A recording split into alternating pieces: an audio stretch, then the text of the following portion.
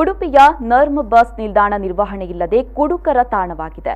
ಸ್ವಚ್ಛತೆ ಇಲ್ಲದೆ ಮಾರಕ ಸಾಂಕ್ರಾಮಿಕ ಕಾಯಿಲೆಗಳು ಹರಡುವ ಭೀತಿ ಎದುರಾಗಿದ್ದು, ಸಂಬಂಧಪಟ್ಟವರು ತಕ್ಷಣ ಸುವ್ಯವಸ್ಥೆ ಕಾಪಾಡಬೇಕು ಅಂತ ಉಡುಪಿ ಜಿಲ್ಲಾ ನಾಗರಿಕ ಸಮಿತಿ ಆಗ್ರಹಿಸಿದೆ.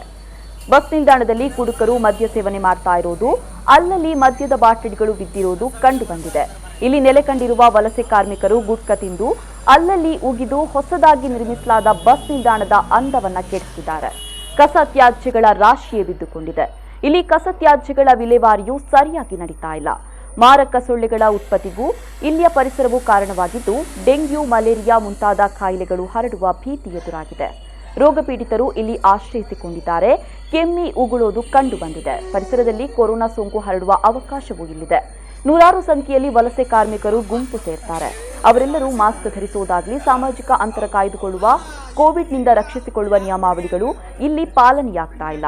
ನಿಲ್ದಾಣದ ವಠಾರವು ಬಯಲು ಶೌಚಾಲಯವಾಗಿದೆ ಅಂತ ನಾಗರಿಕ ಸಮಿತಿ ದೂರಿದ್ದು, ಆದಷ್ಟು ಬೇಗ ನಗರಸಭೆ ನಿಲ್ದಾಣದ ಪರಿಸರದ ಶುಚಿತ್ವಗೊಳಿಸಬೇಕು, ಕಾವಲುಗಾರ ನೇಮಿಸಬೇಕು ಅಂತ ನಾಗರಿಕ ಸಮಿತಿಯ ಪ್ರಧಾನ ಕಾರ್ಯದರ್ಶಿ ನಿತ್ಯಾನಂದ ಒಳಕಾಡು ಆಗ್ರಹಿಸಿದ್ದಾರೆ.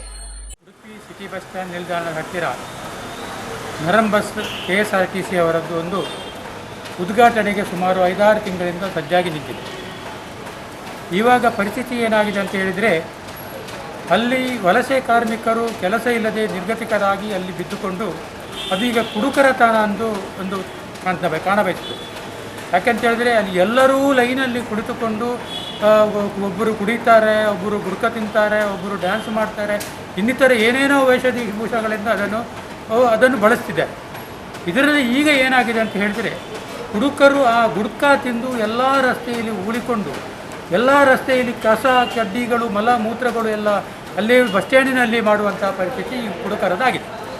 ಇವಾಗ ಅಂತ ಹೇಳಿದರೆ, ಇವಾಗ ಒಂದು ಬದಿಯಲ್ಲಿ ಕೊರೋನಾದ ಒಂದು ಪರಿಸ್ಥಿತಿ ಜನರಿಗೆ ಹಬ್ಬಿದೆ.